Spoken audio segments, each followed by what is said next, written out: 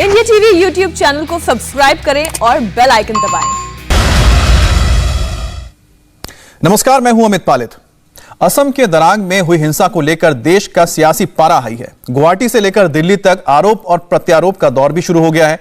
अवैध अतिक्रमण हटाने को लेकर हुई हिंसा में 2 लोगों की मौत हुई, जबकि 2 दर्जन से ज्यादा लोग घायल हो गए। असम की हिमंत बिस्वा शर्मा सरकार ने मामले की न्यायिक जांच के आदेश दे दिए हैं। दरांग के प्रभावित इलाकों में भारी सुरक्षा बल तैनात किए गए हैं। फिलहाल हिंसा प्रभावित इलाकों में सन्नाटा है, लेकिन हालात अभी भी तनावपूर्ण बने हुए हैं। किसी भी तरह के बवाल को रोकने के लिए पुलिस चप्पे चप्पे पर मुस्तैद है, लेकिन दरांग हिंसा की ग्राउंड रियलिटी क्या है? 23 सितंबर को हिंसा के पीछे किसकी साजिश थी? इसकी पड़ताल के लिए इंडिया टीवी संवाददाता कुमार सोनू ग्राउंड जीरो पर पहुंचे। हमारे रिपोर्टर ने आप तक वो सच दिखाने की कोशिश की है जो कैमरे पर रिकॉर्ड नहीं हुई है। देखिए दरांग के ग्राउंड जीरो से कुमार सोनू की यह एक्सक्लूसिव रिपोर्ट। इस वक्त हम उस जमीन पर मौजूद हैं जहां पर गुरुवार को हिंसा हुई। ये असम का दरांग जिला है, जहां पर निर्माण को तोड़ने के लिए जो है प्रशासन और पुलिस पहुंची थी। और यहां पर आप तस्वीरें देखें, मेरे चारों तरफ जो कच्चे पक्के मकान लोगों ने बनाए हुए थे वो सब जिला प्रशासन की तरफ से तोड़ दिए गए। तकरीबन 35,000 बीघा ये जमीन है जो नदी के किनारे बनी पड़ी है, जहां पर लोगों ने मकान बनाए हुए थे, खेतीबाड़ी करते थे, 2 जून की रोटी के लिए मेहनत करते थे। लेकिन अब इस पूरी जमीन को तोड़ दिया गया।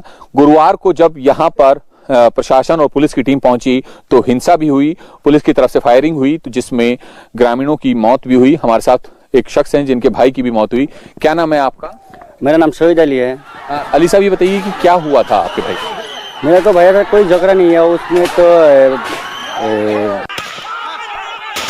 घर के लिए टूट के लिए आता है। हम लोग सुप लोग उधर फिर गया, हमको मना कर दिया, हमारा घर तो टूट के नहीं दूंगा। उस लोग ऐसे कर रहे हैं, मेरा को हटा दिया था, फिर दरबार में तो गोली कर दिया, गोली हमला कर दिया है। अभी तो मेरा बड़ा भाई के साथ गोली लग गया। तो जिंदा है या उनकी मौत हो? मर गया। आगे की तरफ चलें तो ये देखें कि यहाँ पर भी लोगों ने अपने घर बनाए हुए थे। किसी के घर की अलमारी बाहर पड़ी है। ये तमाम घर जो बनाए हुए थे, कच्चे मकान थे सारे, ये तमाम घर तोड़ दिए गए जेसीबी के जरिए। हालांकि सरकार और प्रशासन का कहना है कि ये तमाम जमीन जो है वो अवैध कब्जे से भरी हुई थी और इस अवैध कब्जे को हटाने के लिए ये पूरा नोटिस भी इन लोगों को दिया गया था, लेकिन बावजूद इसके ये लोग हटे नहीं, जिसके बाद पुलिस के साथ मिलकर प्रशासन ने ये पूरी कार्रवाई की। और आप देखें कि दूर दूर तक जहां तक आपकी नज़र जाएगी, इक्का दुक्का मकान को छोड़ दें तो बाकी तमाम जो मकान, जो घर, जो छोटी छोटी दुकानें, गुमटियां यहाँ बनी हुई थी, वो सब तोड़ दी गई हैं। आप यहाँ देखें कि मवेशियों के लिए यहाँ पर बनाया हुआ था, कहीं मुर्गियां लोगों ने पाली हुई थी तो उनके दड़बे और सब उनके घर छोटे छोटे बनाए हुए थे, वो सब तोड़ दिए गए। इस वक्त लोग यहाँ पर बेघर हो चुके हैं। फिलहाल इस पूरी हिंसा में प्रशासन का कहना है कि 2 लोगों की मौत हुई है, तो वहीं 16 लोग आम लोगों की तरफ से घायल हुए, तो 9 पुलिस वाले भी इसमें घायल हुए, जिसमें से 2 गंभीर हैं। हालांकि इस पूरे मामले की अब न्यायिक जांच के आदेश दे दिए गए हैं, लेकिन ये लोग इस वक्त बेघर हो चुके हैं और ये पूरी जो हिंसा हुई गुरुवार को वो अब राजनीतिक मोड़ ले चुकी है और असम से निकलकर ये राजनीति दिल्ली तक जा पहुंची है। दरांग के जिस इलाके में हिंसा हुई वहां करीब 35,000 बीघा सरकारी जमीन पर अवैध कब्जा किया गया था और लोगों ने उन जमीनों पर धार्मिक स्थल तथा और दूसरी चीजें बनवा ली थी। फिलहाल पुलिस ने अतिक्रमण से 90% जमीन तो खाली करा लिया है। दरांग में इस वक्त हम मौजूद हैं और यहाँ पर आप देखें कि यहाँ पर धार्मिक स्थल बना हुआ था और इस धार्मिक स्थल को भी तोड़ दिया गया है। 4 ऐसे धार्मिक स्थलों को तोड़ा गया है। आप यहाँ पर देखें, उस धार्मिक स्थल के अवशेष यहाँ पर हैं। लाउड स्पीकर और बैटरी, तमाम जो उसका ढांचा था वो सब तोड़ दिया गया है।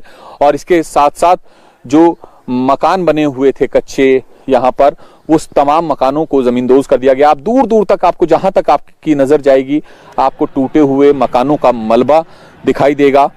दरअसल पुलिस का कहना है, प्रशासन का कहना है कि ये तमाम जो मकान बनाए हुए थे ये अवैध थे और ये कृषि की भूमि है, लिहाजा सरकार जो है यहाँ पर कृषि को डेवलप करना चाहती है, विकसित करना चाहती है, जिसके चलते इन लोगों को कई बार कहा गया, नोटिस दिया गया, लेकिन बावजूद इसके यहाँ रहने वाले लोग नहीं हटे, जिसके चलते आखिरकार सरकार और प्रशासन को यहाँ पे बुलडोजर चलाना पड़ा। आप तस्वीरें देखें, चारों तरफ दूर दूर तक जो है यहाँ पर रिवर बेल्ट है और रिवर बेल्ट के साथ में ये पूरी जो जमीन है वो मकान बने हुए थे, यहाँ पे लोग रह रहे थे हजारों, लेकिन इन तमाम मकानों को तोड़ दिया गया है। लोग इस वक्त बेघर हो गए हैं। आप देखें तमाम लोग जो हैं बेघर हैं।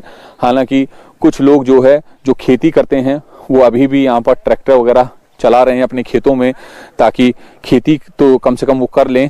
लेकिन इस वक्त लोगों की परेशानी का ये आलम है कि उन्हें ये समझ में नहीं आ रहा कि वो इस खाली ज़मीन पर कहाँ रहें। अगर दोबारा मकान बनाते हैं तो कहीं सरकार दोबारा ना तोड़ दे। हालांकि प्रशासन ने साफ कर दिया है कि अगर कोई भी अवैध निर्माण किया जाएगा तो उसको ज़मीन दोज कर दिया जाएगा, लेकिन लोग जो हैं अभी भी अपनी इस ज़मीन को छोड़ने को तैयार नहीं हैं। दरअसल असम सरकार पिछले कई दिनों से अवैध अतिक्रमण को हटाने की तैयारी कर रही थी। दरांग जिले के जिस इलाके में हिंसा हुई है वहां करीब 35,000 बीघा जमीन पर अवैध कब्जा किया गया था, जिसमें से 90% भूमि को खाली करा लिया गया है। असम सरकार ने वहां अवैध रूप से रह रहे लोगों को बसाने के लिए अलग से 1,000 बीघा जमीन देने की पेशकश भी की थी। अवैध कब्जा खाली कराने के लिए जिला प्रशासन ने कई बार नोटिस भेजा, लेकिन लोग नहीं माने। इसके बाद प्रशासन ने अतिक्रमण हटाने के लिए 4 जोन बनाए। 3 जोन में आराम से जमीन खाली करा ली गई, लेकिन 23 सितंबर को चौथे जोन में जब पुलिस कब्जा हटाने पहुंची थी तो अतिक्रमणकारियों ने पुलिस टीम पर हमला बोल दिया और हिंसा में करीब 11 पुलिसकर्मी घायल हो गए, जबकि 16 ग्रामीण जख्मी हुए हैं। 2 की मौत हो गई है और वहां पर करीब 35,000 बीघा जमीन पर अवैध कब्जा कर रखा था इन लोगों ने। इंडिया टीवी संवाददाता कुमार सोनू की इन्वेस्टिगेशन में यह भी सामने आया है कि अवैध कब्जा करने वालों ने दरांग की प्राचीन शिव मंदिर की जमीन पर भी कब्जा कर लिया था, लेकिन अब इस प्रशासन ने उसे खाली करा लिया है। ये वो शिव मंदिर है दरांग का, जो ऐतिहासिक है, जिसकी अपनी मान्यता है। कहा जाता है ये मंदिर तकरीबन 16वीं-17वीं शताब्दी का है और जब इस मंदिर में खुदाई भी हुई थी तो यहाँ पर ऐतिहासिक पत्थर और मूर्तियां भी मिली थी और इस मंदिर के आसपास की जमीन जो है वो प्रशासन का कहना है वो मंदिर की है और जो उस पर अवैध कब्जा है प्रशासन ने सिर्फ वो तोड़ा है। लेकिन लोग यहाँ पर बेघर हो चुके हैं। हालांकि यहाँ पर अब पुलिस ने कैंप बना दिया है, सिक्योरिटी डिप्लॉय कर दी है ताकि किसी भी तरीके से लॉ एंड ऑर्डर को मेंटेन किया जा सके। फिलहाल लगातार पेट्रोलिंग हो रही है इधर, लेकिन जिस तरीके से कार्रवाई हुई, खुद मुख्यमंत्री जो है इस पूरी कार्रवाई को देख रहे हैं। हालांकि न्यायिक जांच के आदेश दिए गए हैं, लेकिन एक बार फिर आपको तस्वीरें दिखा दें, ये वही ऐतिहासिक शिव मंदिर है जिसकी जमीन को लेकर विवाद है, या फिर इसके आसपास की जो जमीन है, जो सरकार का कहना है, प्रशासन का कहना है कि ये कृषि की जमीन है और इस पर अवैध कब्जा किया गया था। कई बार नोटिस दिया गया, लेकिन लोगों ने यहां से खाली नहीं की, जिसके बाद ये कार्रवाई की। कुमार सोनू ने अतिक्रमण अभियान को लेकर दरांग जिला पंचायत परिषद के सीईओ से भी बात की। सुनिए उन्होंने क्या कहा। रमेश जी हैं हमारे साथ, सीईओ हैं जिला पंचायत परिषद के। सर, कौन सी वो जमीन थी जो पूरी अवैध कब्जा जिस पर था? ये सब जो आप देख रहे हैं ना, हाँ। ये 1 किलोमीटर ब्रेथ है और 4.5 किलोमीटर लेंथ है। हाँ। ये एरिया मतलब हम लोग ने एविक किया है। हाँ। तो कितने लोगों ने इस पर अवैध कब्जा किया हुआ था और जो हिंसा हुई उस वक्त आप वहां पे मौजूद थे? मैं उस वक्त मौजूद नहीं था, मैं कैंप में था। हाँ। उस तरफ। अच्छा, कितने लोगों ने यहाँ पे अवैध कब्जा किया हुआ था? तो मान लीजिए 4,500 होंगे। अच्छा, 4 से 5,000। हाँ जी। ओके, और कितनी बीघा ये पूरी जमीन है जिस पर कब्जा था? एक्चुअली हम लोगों का पूरा जमीन था ये 77,000 बीघास, लेकिन हम लोग जो एरिया है जो हमने एग्रीकल्चर प्रोजेक्ट शुरू किया है उसमें सिर्फ 10,000 बीघास में किया है। हाँ, तो ये पूरी एग्रीकल्चर लैंड है जो इस पे अवैध कब्जा था ये? हाँ जी। कितने टाइम से इन लोगों का कब्जा था ये मतलब एग्जैक्टली मालूम नहीं, लेकिन बहुत दिनों से है ये लोगों का कब्जा। तो इसमें कहते हैं कि शिव मंदिर की जो बहुत प्राचीन मंदिर है 16वीं-17वीं शताब्दी का, वो मंदिर की भी जमीन इसमें है? हाँ जी, हाँ जी। अच्छा, तो फिलहाल अब जो है कितना % जो है जमीन को छुड़ा लिया गया? तो मान लीजिए तो इसमें 3 मेन विलेजेस है ना। हाँ। तो मान लीजिए 50% मतलब हो गया साफ। हाँ। और कुछ बाकी है। फिलहाल दरांग में सिचुएशन नॉर्मल है, लेकिन माहौल कभी भी खराब हो सकता है। ऐसे में प्रशासन ने इलाके में भारी तादाद में सुरक्षा बलों को तैनात किया है। असम के दरांग जिले में हुई हिंसा अब राजनीतिक रूप लेती जा रही है। राजनीतिक दलों के नेताओं का यहां आना शुरू हो गया है और ऐसे में लॉ एंड ऑर्डर की स्थिति ना बिगड़े, उसको ध्यान में रखते हुए असम सरकार ने और दारांग जिला प्रशासन की तरफ से भारी सुरक्षा बल दारांग जिले में तैनात किया गया है ताकि किसी भी तरीके से कानून व्यवस्था का पालन कराया जा सके। फिलहाल आप देख सकते हैं ये तमाम जो पुलिस वाले हैं ये असम पुलिस के जवान हैं जिन्हें यहां पर तैनात किया गया है ताकि लॉ एंड ऑर्डर को मेंटेन किया जा सके। हम आपको बता दें कि गुरुवार में को जब हिंसा हुई थी तो उस दौरान 2 आम नागरिकों की मौत हुई थी, तो वहीं 9 पुलिस वाले भी घायल हुए, जिनमें से 2 बेहद गंभीर रूप से घायल हैं और राजधानी गुवाहाटी में अस्पताल में जिनका इलाज चल रहा है, तो वहीं 16 आम नागरिक भी इस हिंसा में घायल हुए थे। हालांकि सरकार की तरफ से इस पूरी हिंसा के न्यायिक जांच के आदेश दे दिए गए हैं, लेकिन मामला अभी भी शांत नहीं हुआ है। लिहाजा अब पुलिस कोई कसर नहीं छोड़ना चाहती ताकि किसी भी तरीके से कानून व्यवस्था का पालन कराया जा सके। एहतियात बरतते हुए ये भारी तादाद में असम पुलिस के जवान दारांग जिले की उस जमीन के पास तैनात किए गए हैं जहां पर अवैध कब्जा था और डिस्ट्रिक्ट एडमिनिस्ट्रेशन जो है उस अवैध कब्जे को छुड़ाने के लिए जब पहुंचा था तो उस दौरान हिंसा हुई थी। दारांग की जिस जमीन को खाली कराया गया वो एग्रीकल्चर लैंड है और सरकार अब उस जमीन को दूसरे प्रोडक्टिव काम में इस्तेमाल करने के लिए प्लान बना रही है।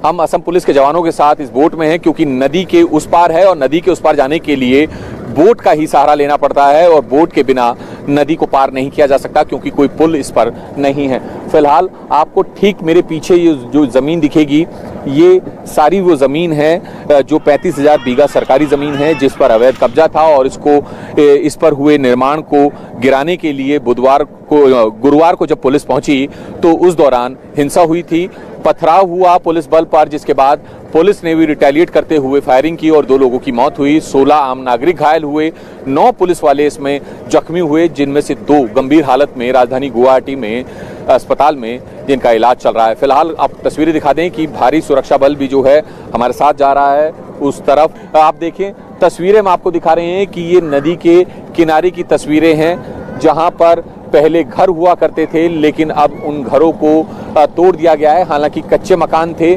लेकिन इन तमाम मकानों को तोड़ दिया गया है। हजारों की तादाद में लोग इकट्ठे हुए और लोगों ने पुलिस और प्रशासन पर पत्थरबाजी की, हिंसा भड़की, जिसमें 2 लोगों की मौत भी हुई। हालांकि अब इस पूरे मामले की जांच जो है CID भी करेगी और न्यायिक जांच भी होगी, लेकिन फिलहाल आपको हम तस्वीरें दिखा रहे हैं। ये ब्रह्मपुत्र रिवर जो है असम में जो बहती है उसकी सब रिवर है और उसके बिल्कुल किनारे पर ये पूरी जमीन है जो कि एग्रीकल्चर लैंड है और सरकार का कहना है कि वो यहाँ पर एग्रीकल्चर को डेवलप करेगी, किसान को डेवलप करेगी, किसान का विकास होगा, इसलिए जो है ये खेती की जमीन है और इसी वजह से यहाँ से अवैध कब्जा हटाया गया है। असम के दरांग में हुई हिंसा को लेकर कांग्रेस असम की बीजेपी सरकार को कटघरे में खड़ा कर रही है, लेकिन सीएम हेमंत बिस्वा शर्मा ने 2 टूक कह दिया है कि पुलिस ने जो किया वो अपने सेल्फ डिफेंस में किया। Inquiry has been ordered for 2 things: how that cameraman came into the scene and why he has basically tried to overpower that particular person. There are many other video footages where almost 10,000 people ghera out Assam police and tried to launch a violent attack on them. In fact, our 11 police personnel has been injured. It is a 77,000 bighas of land, 27 to 8,000 acres. I said that I am going to allot land to the landless people according to the land policy of the state, 2 acres each. They agreed to me. Then we have initiated the eviction drive, thinking that there will be no resistance. But 10,000 people ghera out Assam police, utilize violent mood, then police has to retaliate. और ये वक्त हो गया एक break का, लेकिन आपको बता दें कि 2:10 पर जरूर देखिए मोदी के इंटरनेशनल संबोधन से आतंकिस्तान में टेंशन। नमस्ते, मैं हूं मीनाक्षी जोशी। वीडियो और खबरों से अपडेट रहने के लिए India TV YouTube channel subscribe करें, बेल आइकन दबाना ना भूलें। जुड़े रहें इंडिया टीवी के साथ।